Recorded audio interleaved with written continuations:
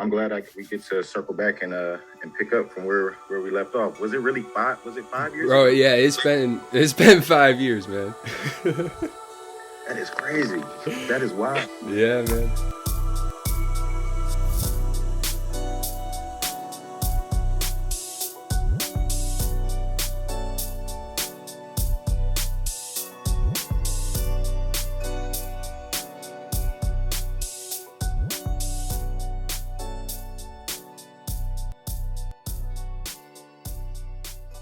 Welcome everybody. This is Cam Gwynn Talks. You found the YouTube page that talks a lot about a little.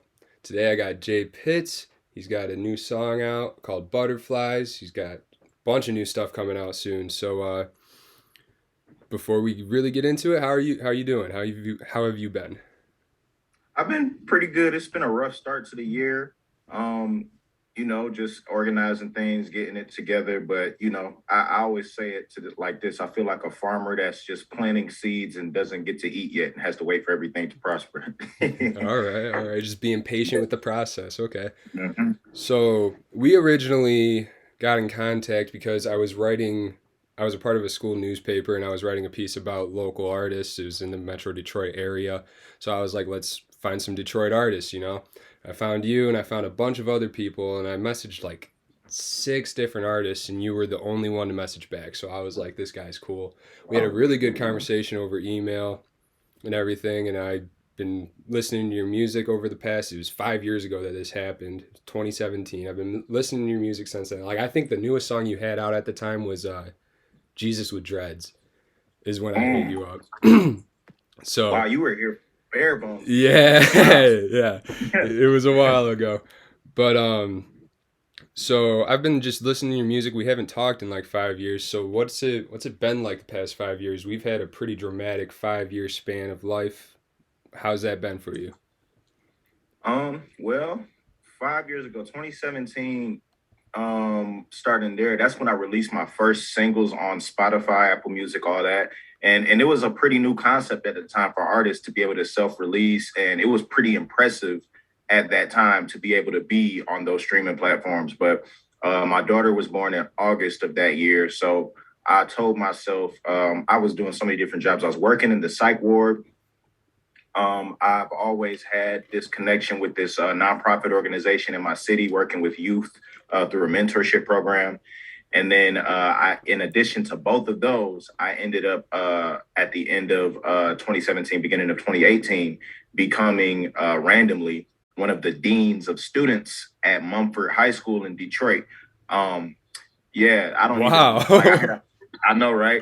I had a homie in there that was a Spanish teacher, and they were looking for people, and he just talked me up really good about, my experience with youth, my personality, and what that school needed at the time was some people that were going to get in with the kids and relate to them, but also to lay down like disciplinary stuff and bring the school culture up. So I was just straight hustling, but all the while I'm doing those things and providing for my family, I told myself, like, you got to make this music work because once my daughter was born, it just kicked a new fire under my ass. And I was just working, and then take it to the end of that school year. At Mumford High School, the staff was changing, the school's programming and stuff was changing. And basically from there it ended up it was just wasn't a good situation for me anymore. There was a lot of fights. I mean, I expected that. There was one fight where there was a brawl of 300 kids in the cafeteria. All right, I'll tell you this real quick. So like a real life food fight, like an actual like not even a food fight. No, but like in the lunchroom, like you're all supposed to be eating, like enjoying your food, and you're fighting. It was wild. The way they did lunch was there were so many different lunches, and for one lunch there was a whole huge group of kids. And so what ended up happening was there was too many, so I would take some of these kids to go to the gym if they were good and well behaved. So I would take about 70 boys, and they know I didn't mess around. I would say, like, look, we're here to hoop. If you fight, you're out. If you're acting a fool in the lunchroom, then I'm not telling you to come up. but some kid ended up coming up to fight, and then it was some kid on the football team, and if you fight a kid on the football team, the whole football team jumps you. Yeah. So so then everybody started fighting downstairs, and the police showed up, and they pepper sprayed the entire cafeteria. I ended up getting my leg hurt. I was like, I don't know if I can keep doing this, you know. Right. Um, but mind you, I worked in a psych ward too, so this wasn't that crazy. Right. Um, It wasn't new to so you, but you knew you shouldn't be in those environments anymore, type of thing. literally, Yeah. so that's when I released my project Free Fall, Hmm. because I quit my job, and that was I wrote the first song to that project, 9 to 5 Ever, Okay. on the way home from leaving that job. Yeah. Um, and it was just the best feeling ever, but the scariest feeling. Like I name my projects after things that really are going on in my life, and I felt like I was free falling. Like, man, I need consistent work to take care of my family, but I can't be in a creative mode under these conditions and whatnot. So that led to free fall. And then that summer is when I started getting into TikTok, and that did its thing. Um, and then I met my management in 2021. Ended up going to Africa that year. And ever since then, it's just been growing steadily. Smino, like one of my songs, I got some Oh. label calls. Just validation and confirmation that the hard work that I'm putting in is paying off. Yeah. Damn. So you got some likes from Smino. I like a lot of his music, so that's really cool actually. I'll Um. send you the video All because right. he Yeah. had Yeah. said Yeah. my name and everything. He's like Jaypitts. I was like, what? Oh, Yeah. damn, man, that's sweet. Yeah. Um, so you mentioned a lot of things in there. I listened to the I think it's Fly on the Call podcast that you were on. Um, that actually like brought up a lot of stuff that I didn't know. Like I didn't know that you worked at a psych ward. I don't know if it was mentioned in there, but you mentioned that you were doing a mentorship program also. What was that like? Yeah. So I'm actually still partnered with them to this day. I have my own curriculum through them, and then I work under their curriculum as well. It's just like a side thing, but it's based in Detroit. It's called the Union with a Union, and their whole goal is focusing on empowering youth in the community, and they have different programs. There's a martial arts program for boys. I don't know if you've ever seen like these viral videos on Instagram or Facebook or YouTube, where there's just like buff black guy with a gray beard, and he's like instructing these young men with combat or karate uniform on. I think I might have stumbled upon Yeah, that. Yeah. his his name's Jason Wilson. He's the head of the organization. Phenomenal guy. That's the program he runs. But we also have a program called Swag, Students with Awareness and Goals, where we're there to just mentor the kids and teach them about money, about life, about relationships, we're in the city with this. So a lot of these kids are just black youth, and Detroit is a city that's been struggling for so long. So we're their beacon of hope, but also direction and support, because especially during these times in the Hmm. pandemic. But I've been working with them since 2014, 15. It's been a while. But I was able to start my own program through them too, since every kid loves TikTok and YouTube and stuff. Right. And I was able to hit it off pretty big on TikTok. And I released my curriculum called Fire, Future Influencers Reaching Excellence. Okay. And yeah, I'm just talking to kids about, hey, what is it that you want to do? Because nowadays you can translate anything to the internet and turn it into dollars. And if you start young, you don't have to think about college from the place of, well, I don't have anything to do, and this is the only thing that can make me money. Hmm. It's like now I have options. I can open a business, I can pay for college, or I can weigh my options from a place of control and not a place of scarcity. Yeah. So you also did mention in that first response about like what's been going on the past 5 years for you, that your music is like pretty literal in like what's going on in your life. I thought it was interesting that you mentioned free falling, um, or That's what it's called, right? That project? Yeah. Yep, free fall. Okay, okay. Mm-hmm. You mentioned you started off with 9 to 5 ever, and you literally say at like I think it's the end of the song, you're like, yeah, I just quit my job. I wrote this on my way home, you know. And then one of the other songs you go into in there is Chicken for Dinner, which sounds like it's all about your daughter being born, and like you got to focus on the bigger picture now because of the daughter, bun in the oven, sesame seed.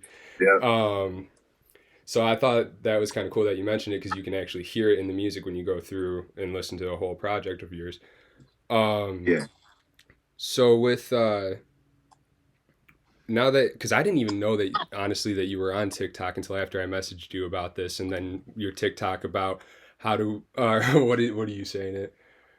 How are we the Motor City when we don't have roads for our motors? I thought that Right. was just absolutely hilarious because I Yeah. mean it's true, our roads are trash everywhere. Even I'm on the west side of the state. I'm in Grand Rapids, so it's like Mhm. they're terrible out here too. But Horrible. so I didn't even know that you were on TikTok, and so you kind of got like a natural growth of your artistry, like kind of from TikTok, from social media and stuff. What's that been like growing your name through a pandemic and stuff like that? Man, it's been one hell of a process, let me tell you. I started TikTok in 2019, that summer going into fall. And I just heard Gary Vee talking about it a lot. You need to be on TikTok. If you're a business, if you're a creator, you need to be on TikTok. And I'm like, and I was listening to a lot of Gary Vee at the time because I would just study artists and different people that I liked and figure out how they made it.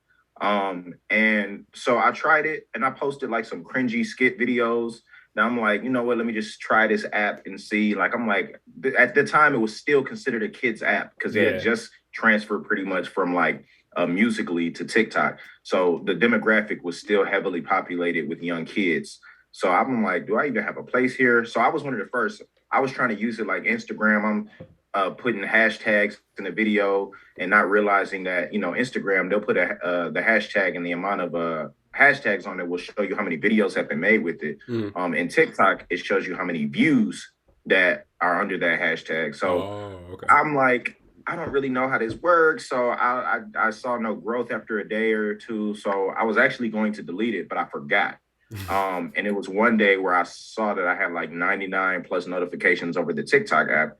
And I'm like, what is this? So I go to it and I see one of my videos has 30,000 views, another one has 8,000. I'm like, nah, this got to be some spam stuff. Like, this was not even that funny, that special. And I'm seeing like real comments and I'm starting to see followers.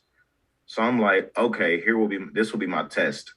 I will drop some remixes because that's one of the big ways that artists can get on doing covers, remixes, stuff like that. So I did some Doja Cat remixes. I did a J. Cole Middle Child remix, and those went crazy. My J. Cole Middle Child remix had like over a 250,000 views.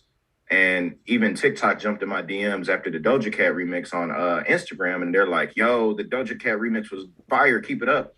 And at the time, it was me and my homie Trey Little. We were the biggest TikTokers in Detroit.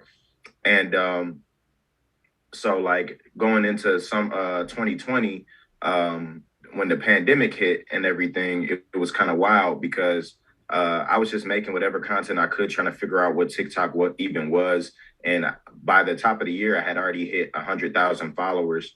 And so I was just trying to funnel people over to my music as much as I could. And it was working. I saw more growth on every other social platform from TikTok than I did from actually being on those social platforms. So Instagram couldn't grow my Instagram like TikTok could grow it. Right. YouTube couldn't grow my YouTube like TikTok could grow it. Like, and everything was just going up. So I just kept my foot on the gas. I was still working in the psych ward at the time, and then as soon as March hit, is when I got sick. I ended up getting COVID. It was an unconfirmed case, but I had all the symptoms. It was COVID. All my Right. coworkers had COVID. This was really early before we knew too much, and so tests weren't available like that. You had to stay home like indefinitely until like Right. they figured things out.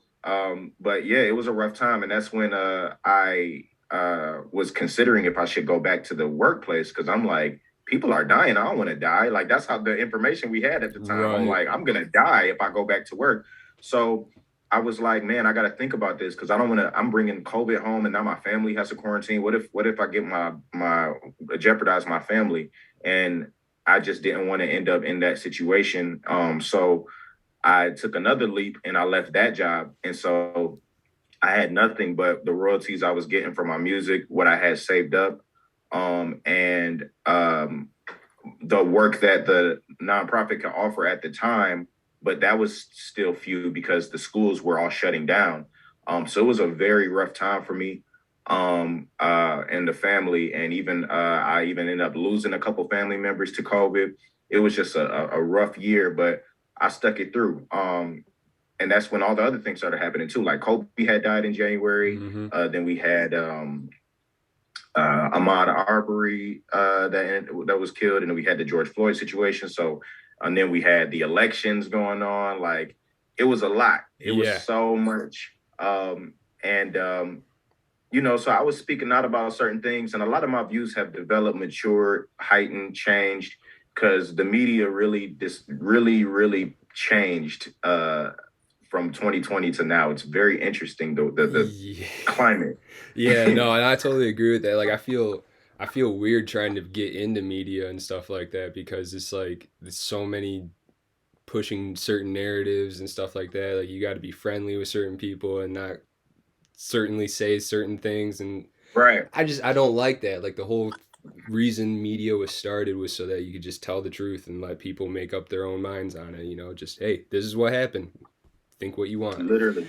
So, I'm trying to make it that way, but we'll see. um, Yeah. but yeah, that was kind of interesting. That makes sense though. I didn't even, like I said, I didn't even know that you had a TikTok, and then I listened to the other podcast that you were on, and I was like, oh, he's got a TikTok. Let me check that out. Whoa, he's got a TikTok. Like this isn't just like, Yeah. So I really like your versatility in music. Like you seem like you got like a wide variety of stuff you listen to, and you had mentioned that you weren't supposed to be listening to hip hop when you were younger and stuff like that. So what were like your original music influences? Yeah, I wasn't allowed to listen to certain types. Like my parent, like hip hop still had a bad name, Mm, as far as like gangsta music at the time, and just like that's that. We're still coming out of the NWA era and Naughty by Nature and everything in the '90s. Tupac, Biggie, and then you got at the time, who was it at the time? You had your Snoops, you had Ice Cube still rapping. There was 50 Cent and G Unit, Nelly and the Saint Lunatics. So I still was very hip to what's going on. I still listened to it on the radio with my friends in that school, and I even had this little like digital joints that had the radio station. So I would okay. sneak and do it. But my parents, they played like Tony Braxton. My mom, that was my mom, Lauryn Hill. So still hip hop, and Lauryn Hill was like positive. So like I was allowed to listen to her around folks and stuff. And then my mom listened to a lot of gospel as well. And then my dad, being from Belize, he liked a lot of soca, reggae. He also um, he really liked jazz, and then all the old school music with Prince, Michael Jackson, Stevie Wonder, Ray Charles. So a lot of Motown greats. I was, had a real seasoned background when it comes to that stuff, but I loved hip hop. Yeah. So that was something that I always tried to make room to do, even if I had to sneak. So you mentioned your father being from Belize. Is there in your growing up, looking back at it, do you kind of notice some like cultural differences that you were kind of exposed to at a younger age compared to other people around the same area? Definitely. Like I didn't realize that my family had accents until other people pointed it out to me. Oh, They'd be like, "Why okay. did your dad talk like that?" I'm like, "Talk like what? Like with that accent? What accent? I'm Right. like, what are you talking about?" And so like we would have like in Detroit, there's a lot of for whatever reason in certain basements in certain places, like they come with a bar. Mm. Um, and so we had a bar in our basement. We had this like old, like ugly tiger carpet in the basement, and they would have parties down there and jam. And so it would be soca music, and I'd be running around with my cousins, and it was just a thing that we did. And just the different dishes that were made. that I found weren't common when I went to other people's houses. And I'm like, oh, okay, this is a little okay. So my family's different, but I really didn't think too much about it because I felt like everybody was different from each other. So it wasn't until I got older where I was like, oh, okay, I see. You know, Right, right. And it doesn't sound like it was a whole lot different. It was maybe just like you said, the dishes and stuff like that. Because my yeah. family, we used to do the same stuff, but it was like country, soft rock, pop type music, with the Mhm. bonfire, and it's always burgers and dogs. It's never like anything extravagant. It's just let's Right. grill real quick. So it's kind of a little interesting. So I was just I got all types of questions after I sent you a list of some questions, but like I said, I just brainstorming all types of different questions. I really like Yeah. the song Butterflies, and I feel like it's a shift into a slightly different direction than you have gone recently. But then I realized there was also a bunch of music where, like you said, you got the reggae background. I forget exactly what song it is. Might be my people or what you I want. think it's My People. My People, Mm. yeah. It sounds very reggae-ish, and I was like, it sounds. I shouldn't say reggae-ish actually, because it sounds kind of a mixture of like reggae and kind of like an African sound to it. And I feel like that kind of came out right after you got back from Africa. And I did want to kind of talk Um, about your time in Africa too, because I've wanted to travel and go see other places and stuff. Where did you go in Africa, and what was it like there? yeah. So my people actually came before I went. That was in 2020. I went to Africa in 2021. Oh, really? Yeah. We went to Tanzania. It was in East Africa. Um, I chose that place. We were looking at like during as soon as March hit and the pandemic started happening, like I'm like, yo, I don't know what's about to happen to America, like with Right. all of the craziness. Like sometimes I look back and remember just realizing what a state of like constant shock we were all in as a country. And it's crazy how we've just gotten used to that. But I was like, yo, we might need to get out of here, yo. Like, this might be war, like whether it's civil, like I'm, you're in Michigan just like me. So when we had the people going up to the Capitol in Oh, our state, yeah.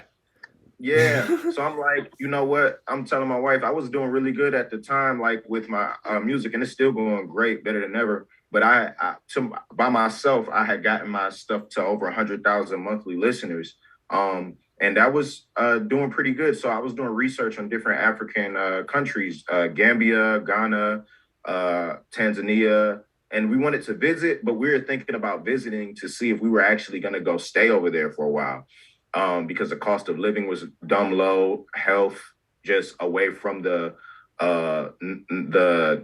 rat race over here, and Hmm. just the way of thinking in this cold climate culture. And I chose Tanzania. I like their leader, John Magufuli, who was he was anti. I don't share all of his ideologies, but he was anti like Western media, and they had like they didn't have struggle with COVID the same way America did. Hmm. Um, and even though that like Africa didn't as a whole, and the world media was trying to press upon them to treat the pandemic the same way everyone else was, and it came with a lot of politics. Like the World Health Organization was sending over testing kits to Tanzania, and then and this is alleged that this happened. I can't confirm this as fact, but John Magufuli started testing things like papaya, goat, different items, and they were coming back positive for COVID according to his reports. And so he felt like there was some things going on there. So I just trusted where he was and what was going on, and I also just wanted to get to know the people and the land and the culture, and I was learning Swahili. So we flew over there, took a risk. I did a lot of research, you know, found out how crazy far the US dollar goes over there. And I just lived like a king for a month. I've met some cool people that moved from the States there permanently. Uh, I met some locals where I was able to get into some studios. I just built some relationships. And just it was just crazy to see my daughter there and to see how free she was. And it was the first time as a black person that I was surrounded by all black people as a majority. Hmm. And I wasn't in a place of like in like the hood. Right. You know what I Yeah. mean? Yeah. Yeah. You No, know, I get like that. Yeah. Yeah, so like that felt amazing to like, I go somewhere nice. I'm used to it. It's America. But like if I'm in the suburbs, I walk inside of a restaurant, I get looks, and I don't know what people's thinking. It don't have to be, Yeah. if I was in a place where all black people and a white person comes in, I'm like, oh, Right. you, Yeah. you're No. gonna Yeah. think like, oh, you like coming here, like, Right. you know. So that was so cool, so refreshing. It inspired me and it changed my mind. I literally am not the same person. It just taught me so much. I ate so clean. It was just the best experience that I can't even. I'm still putting words to, and so much good music came out of that too. Oh, I can't wait to get it out. That's later down the pipeline because I want All to right. grow more before I put all this out. But the plan is to go back in October and finish what I started and maybe even be working on a little short film too. So Okay. yeah, All yeah. right. Yeah, I'd be interested in that because I mean, I'm very interested in just like how other areas live, like we don't really hear a lot about uh certain countries. Like I have a buddy who's from Ghana actually, and I was just like, "Oh, where is that at?" when I first like, I had no clue about Mm-hmm. anything of it, and he taught me a lot. I was teammates with him in soccer. He taught me a lot. So that was probably how old was your daughter when you guys went? She was 3. Oh yeah, dude, she's starting to be able to learn stuff like proper and stuff Yeah, like that. So that's probably she was perfect speaking timing. Swahili. It was Yeah. crazy. Damn, that's awesome. So with short film, you're bringing up stuff and it's just kind of scrambling my brain now. Like I'm trying to put certain That's me, questions in man. the We right chilling. spot, like Yeah. but geez. So there was one thing that I found interesting, I was looking at a thing you posted on Instagram about your like wrap up of your streams and the different countries and stuff, and I think it said like 160 countries or something like that, some crazy insane number. Um, do you have like a crazy fan base in just a random country, just out of nowhere, uh, or like does it not really show you like where the it streams does. I go? have It to does. remember. I have some like so I can name some where I'm surprised the amount of like people are fans of my music.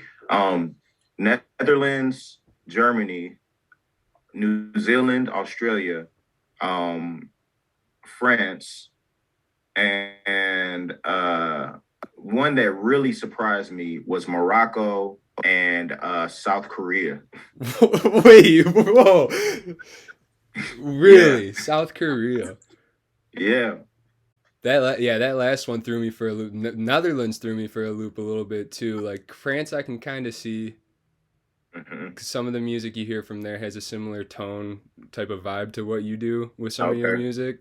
I mean, that's just some stuff that I've found. I don't go scour the globe for music and stuff like that, yeah, but some of the stuff I've found because I'm part French, so I've been wanting to go to France and check that that's out a fine. little bit. That was yeah, I was kind of curious about that because I was like, how do you get that many countries? Like, I know he went to Africa, so it's got to be like a bunch of the African countries are listening to him, but like a bunch of the European countries are listening. He got South Korea. That's global reach, man. That's cool. It's crazy. That is It's really cool. crazy. There's some other crazy ones too. I just can't remember off the top of my head. Like there's Right. some like remote places where it's just like, how do y'all, You guys got what are y'all technology to doing hear here? me? Like, Yeah, right. so you have a new song coming out. This video will be coming out on Wednesday. So you have a new song coming out on Friday. This Friday coming up, right? Clouds. The 25th, The 25th, the March the 25th. following week. Yeah, The the following. following Yep, week after this video. Okay.